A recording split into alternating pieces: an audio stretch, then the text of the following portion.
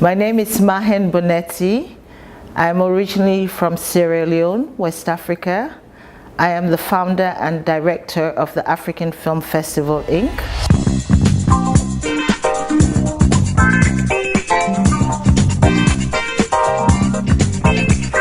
Technology has been great for Africa. So this century is really a moment for Africa. We are not only keeping up with technology, but we're also changing the shape of technology.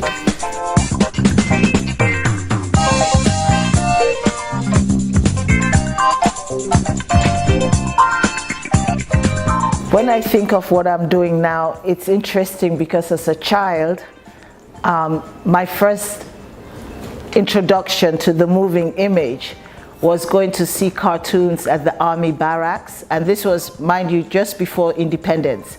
So this was the British military barracks that was in Sierra Leone, and also maybe have piano lesson, ballet classes that were all instructed by British personnel that were there.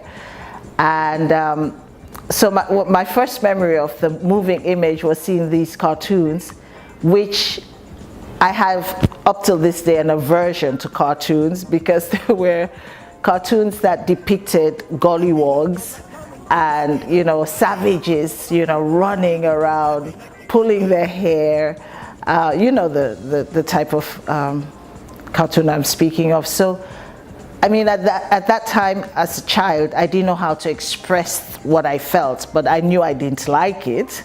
And people were laughing, other kids were laughing, and I didn't think it was funny because somehow I knew it was in relation to who we were, because the gollywogs or the savages were always the dark ones in these cartoons. So my parents decided that I didn't have to go see these cartoons. I could take the piano and dance classes. So that's how my passion for dance started. Actually, I started with ballet in 1950, maybe 59, 60 in Sierra Leone, being taught by a British woman. And so, I mean, that is it's a memorable moment for me of my childhood because of what I am doing today. And maybe subconsciously or something along the way, I've always retained this passion for the moving image, but wanting to see myself represented the way I think I should be represented. And knowing the stories that I heard as a child, and knowing also that we have so many stories that are still to be told. And the cinema, as Semben said, is a night school. It has also replaced the griot culture because we come from an oral tradition, so a lot was not written down, but cinema can help preserve a lot of these stories. So so for me, that's one of the early memories of childhood that I hold dear, and also the coup that happened.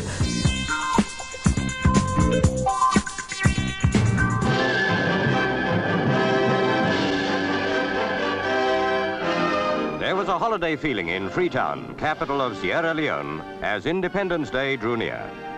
Divine service on the previous Sunday in St. George's Cathedral was a Thanksgiving at which the Archbishop of York officiated. An air of rejoicing could be sensed everywhere. In the colony and protectorate of Sierra Leone, there has been none of the strife which elsewhere has sometimes preceded the granting of independence.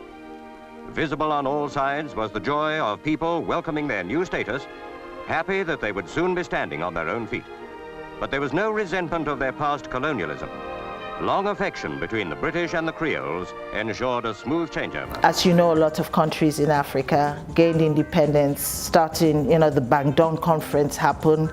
All these countries were banging on the door for independence, and we were one of the so-called peaceful transitions from colonial rule to independence in Sierra Leone. And from, I guess, 57 when Ghana gained her independence to maybe the late 60s, a lot of countries, you know, were given independence by their colonial masters. And I always say we had the shortest century because there was that 10-year window where we really had that opportunity to be masters of our own universe. And simultaneously during that period, the Cold War must have been, you know, the agents of change were happening and we were not aware of it. At least I as a child was not aware of it.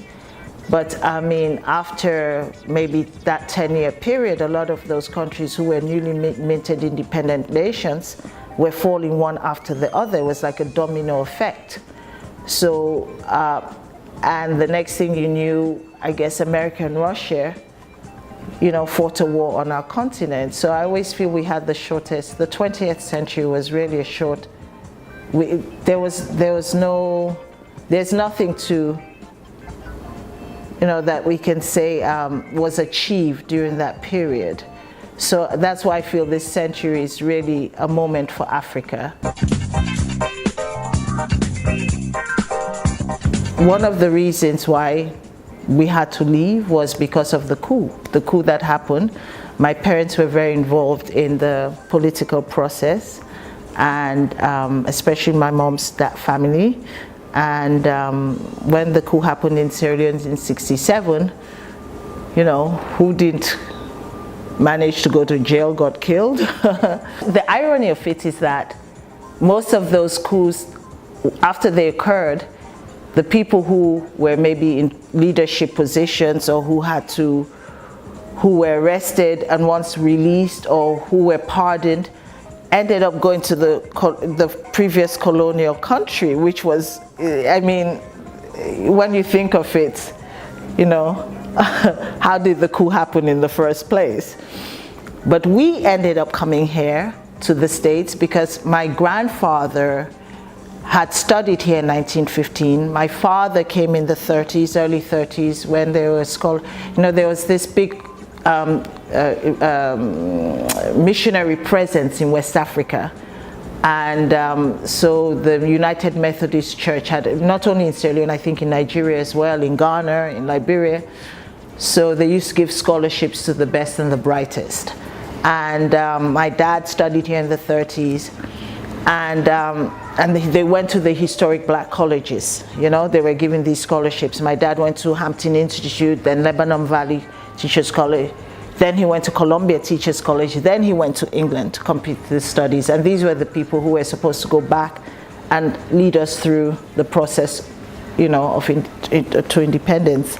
And so my dad felt, at least in America, having had that experience, and probably that was the moment of enlightenment. Also Nkrumah was here. He also studied here in Azikwe also.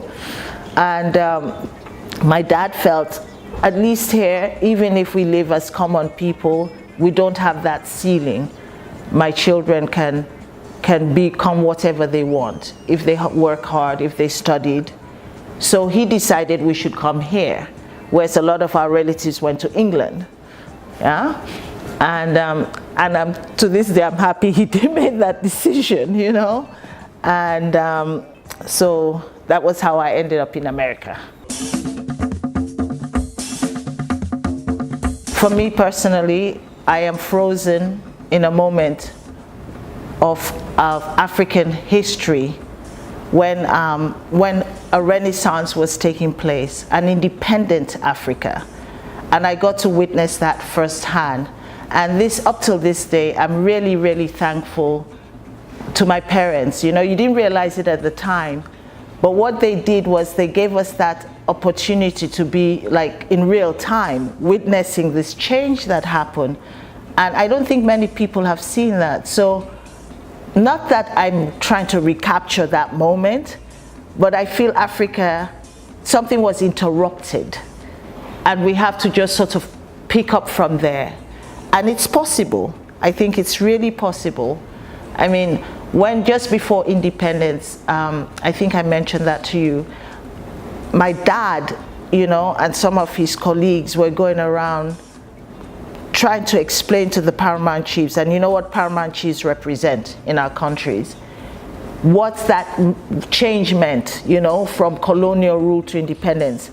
Because a lot of, especially a country of Sierra Leone where you have so many minerals, and a lot of those mines are in those provinces under the jurisdiction of the paramount chief, and what that meant because the British, Diamond Corporation had that before, this other one had that before. So what did that change mean, and how did it apply to this moment? And funnily enough, now a lot of the leadership in Sierra Leone are people of my generation, and I was speaking to one of them. What is interesting is that a lot of these laws have never been have never changed really, and it's appalling, and it's alarming to think that laws that were set pre-colonial Africa are still in existence in terms of how the percentage of how much the government gets, the paramount chiefs jurisdiction, and how much the mining company gets. I mean, it's just mind-blowing that some of these laws have been in place and no one thought of changing them. My name is Mahen Bonetti, and you're watching Indigo Tongues.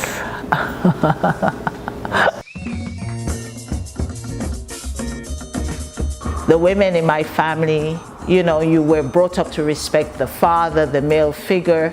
He was the peacock in the house. They dress up, they sit, and but the woman is the one who's controlling everything. When that door closes, she's king, and they just the analogy I use is that there's that woman, every day you came out for lunch when you were in school, she was either selling peanuts or oranges or, some little olele. And her bank is here. She would tie her money here, and she manages to educate 4 kids. And you wonder how she did it. That's power. That's powerful. When I was a boy, they told me that everything happens for a reason. But they were wrong. Some things don't happen for a reason. Some things just happen. My phone was stolen today. I don't know how they managed to get it from my pocket, but they did, and now they want me to buy it back.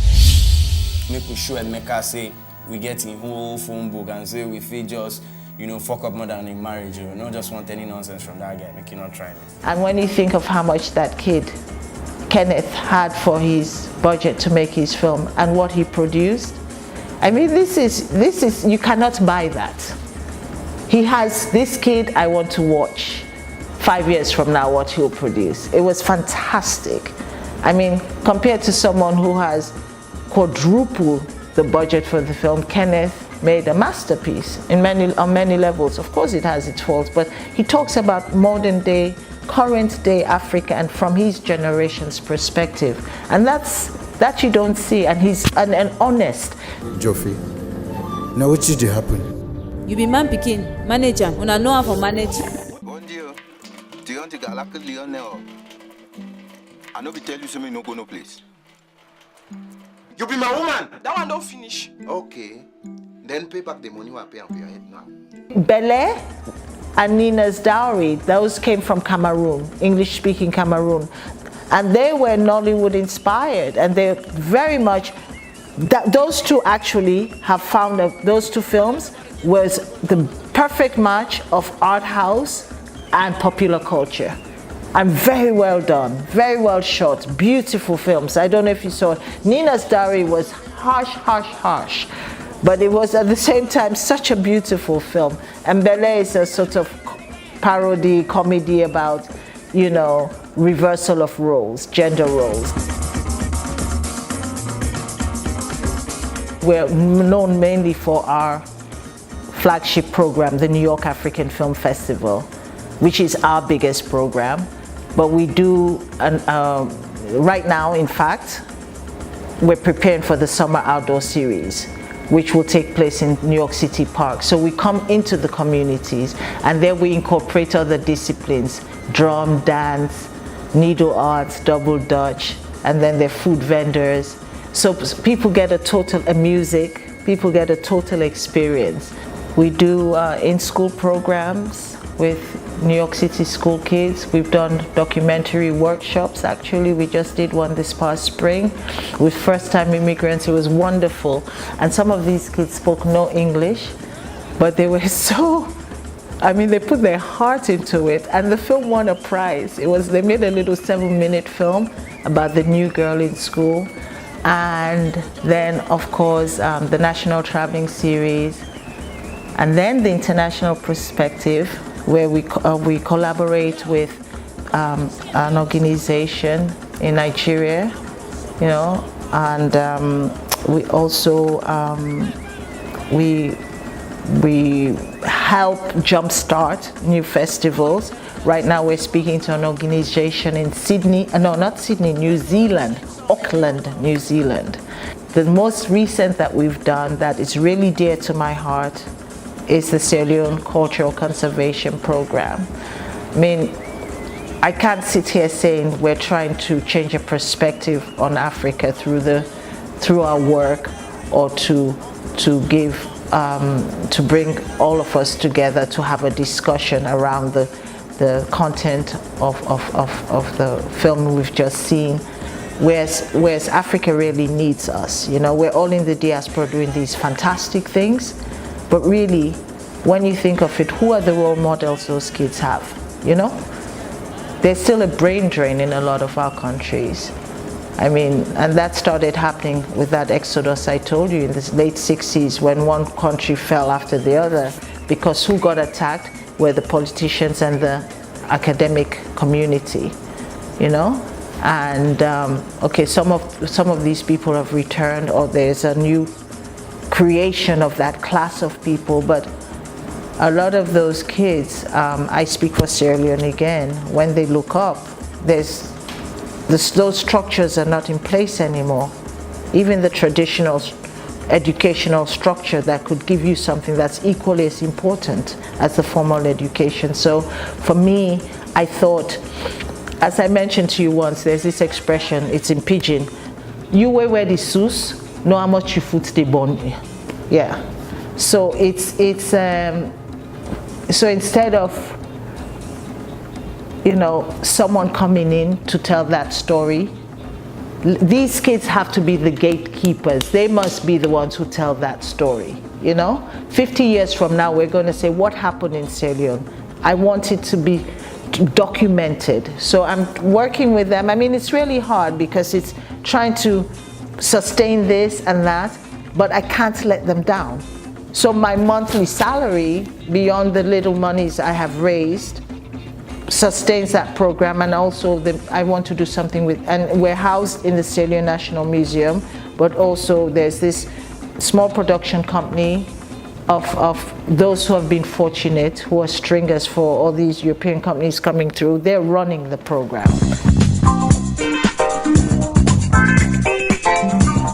There's so many things that have been rewarding that I did not expect, but some of the ones that really stand out, the most important is that we proved that there is an audience for our cinema, and that audience consists primarily of people of color, because there's this belief that people of color were not interested in seeing cinema made by Africans, even if it existed, because there's, when I started, someone said, oh, that Coca-Cola film, that bottle with the bushman who was, you know, the gods must be crazy.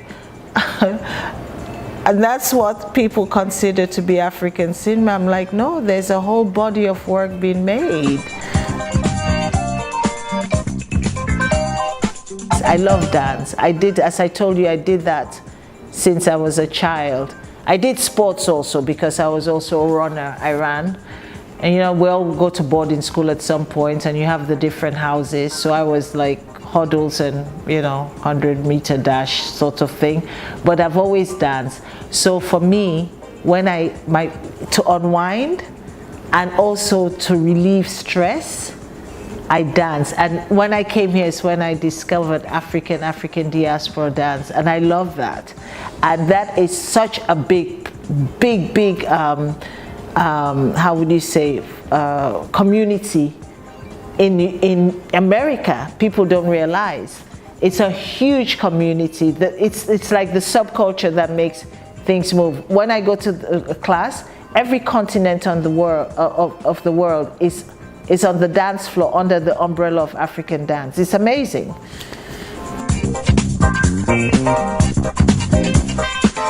One of my favorite quotes is something so simple that says, if you don't know where you're going, at least know where you came from. And I like that, because that is what really, you know, leads me, knowing where I came from. That really, really guides me always. It's my sort of, you know, compass. Yeah. I mean, the philosophy I live by, for me, it's important when I lay my head on that pillow, my conscience is clear. Even if I took a little candy in the shop and ate it whilst I was shopping, I still want to feel that I have not done something wrong. Because I think even a thief can have integrity, you know? I don't want to an eye for an eye kind of thing, because I think who takes the eye is going to meet someone worse than them. So I just pray for forgiveness, and I pray for compassion, and I pray for guidance. You know, I'm not saying I'm a saint, because I'm naughty too, you know? But I want to have this has to be clean. There's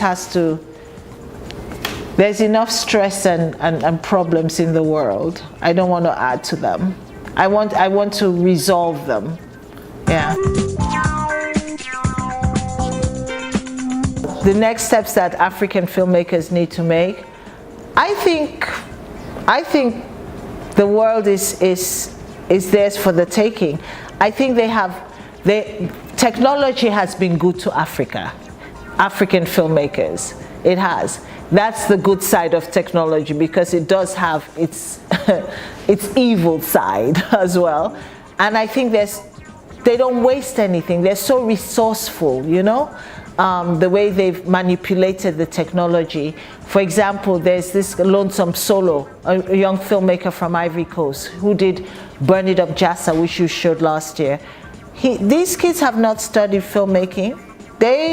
And these are kids who are you know, products of the war, and they formed their little communities and taught them. They're self-trained, and you just think what they you know, the finished product.